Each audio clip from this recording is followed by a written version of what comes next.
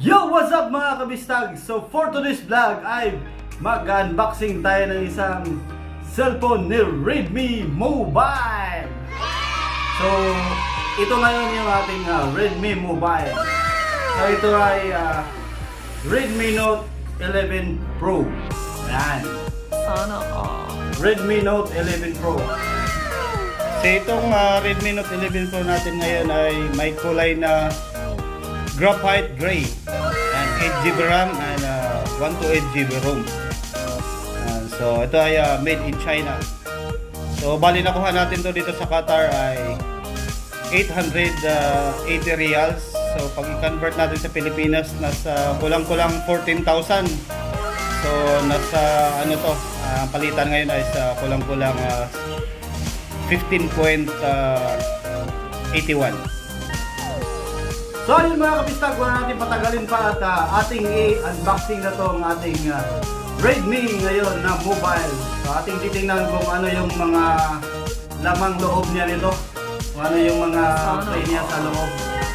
So dahil may ano pa to siya, Redmi Note 11 Pro 5G. Pero ito ay Redmi Note 11 Pro lang yung kinuha namin. So guys, bubuksan na natin itong ating bagong Redmi Note 11 Pro. So dahil naka-plastic to siya, so dapat ito yung tanggalin natin sa gilid. Yan. So dito muna siya oh. Yan. So tanggalin na natin to siya sa plastic.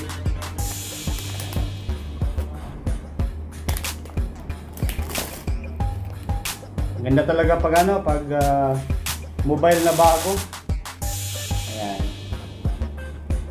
So sa mga ano dyan, sa mga gustong bumili at naghahanap ng mga cellphone na affordable, so ito pwede na to sa atin. Maganda na nito pang vlog. Ayan. So una nating tatanggalin ngayon ay ang carton. Ayan.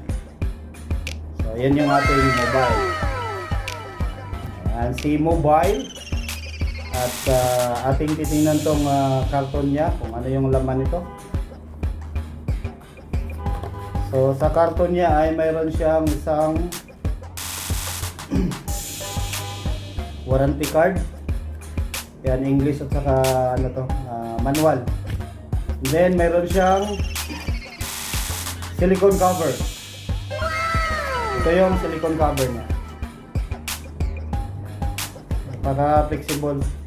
Pero ano para to siya, need talaga natin na bilhan ng yung hardcover kasi mas maganda yun. Kasi ito mga after 3 months ito, mag-iba yung kulay nito, mag-dilaw to. So mayroon siyang isang pang ano sa SIM card. Ayan. And then ang ating mobile. Ayan guys, ating mobile. Ang nipis na siya oh.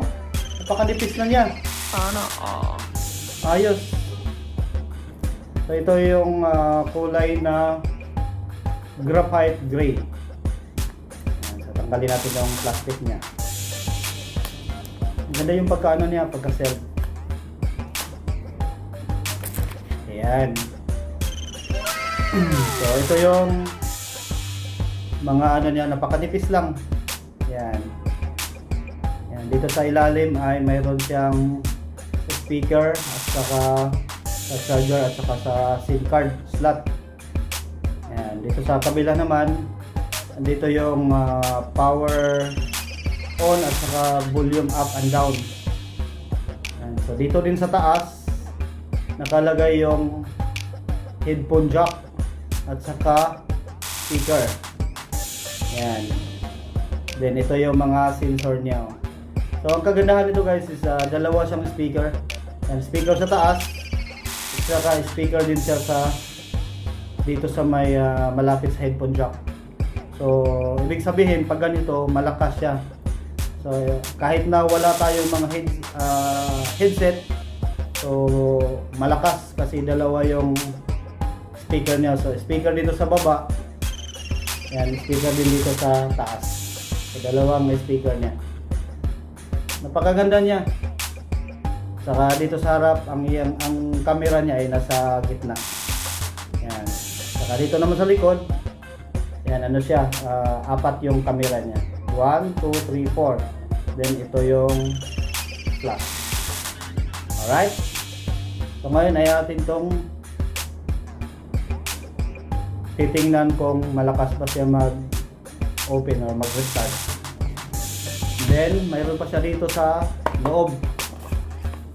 Dito sa loob naman ay mayroon siyang kasamang charger wire. Yan. Yung charger wire niya is type C. And then itong charger niya. Tignan guys, yung charger niya 67 watts. So napaka fast charger siya.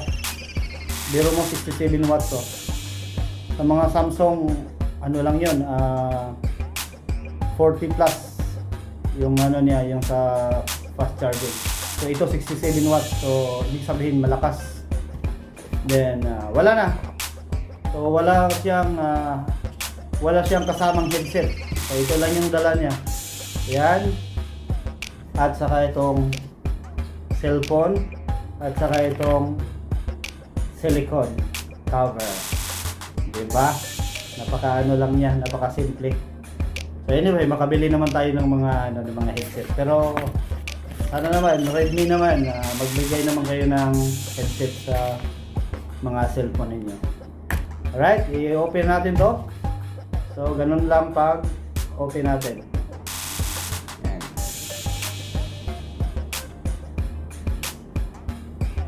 Wala na akong masabi, napaka-handy niya guys, napaka-handy lang. So pag malagyan pa natin to ng cover, so medyo ano pa to siya, pero okay lang siya kasi hindi naman masyado kalakihan. So ano pa rin siya, 6.7 inches. At saka ano siya, Super AMOLED display. So Super AMOLED display, ibig sabihin yan ay maliwanag yung screen natin. So guys, ang ating Redmi Note 11 Pro ngayon ay sa likod ay mayroong 108 megapixel. Yan. Dito naman sa harap ay mayroon siyang 16 megapixel, 1080p 30 fps. Yan, so ito yung equip ng ating Redmi Note 11 Pro. So yung battery natin ito yung sa 5,000 milliamperes. So ito yung equip ng mobile na to. At dito naman sa gilid mga kabistag, so ito yung fingerprint sensor niya. So naka-mounted siya. So pwede natin siya ganyan. May fingerprint siya. So ayun mga kabistag, basic ano lang tayo ngayon review sa ating mobile. So napakalakas ng refresh rate niya. Yan So malakas yung ano niya sa refresh rate. Yan. So actually naman mga kabistag, maganda ang Redmi mobile ngayon. So malakas yung malakas na yung equip ng nila ng chipset. So sa camera naman, so wala tayong masabi nito sa camera kasi yung camera niya, napakataas na. So biruin mo 108 megapixel yung rear camera, din sa front is 16 megapixel.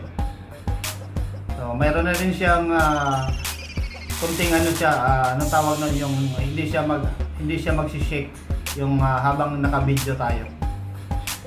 So ayun, natapos na nating review. So I hope nagustuhan nyo at kung may mga katanungan kayo about sa mobile na to, paki-comment lang sa baba para mabigyan ko kayo ng linaw at liwanag. Alright, bye bye!